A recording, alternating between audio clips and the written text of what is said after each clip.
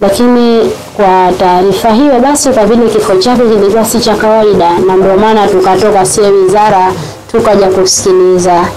Kwa tulikuwa tukitaka angalau mtueleze labda ilikuwaje au vipi, kuna jambo kinachoendelea.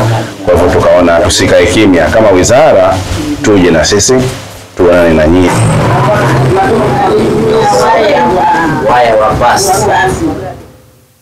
basi ya Philips ule waya wake ule anatafutie mtu amsomejua analeta na kumandikisha shule hapa. Kwa hiyo alipotoka Unguja tayari ana wasiwasi. Apiga kelele hivi au? Afanya kupiga kelele. Anaongea. Alikuwa ndani akiongea peke yake.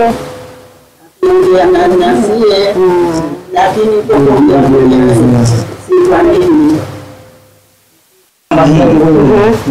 hii kama hii pasi aliingiza hapo, utakwenda kuonyesha kwenye box kama hivi.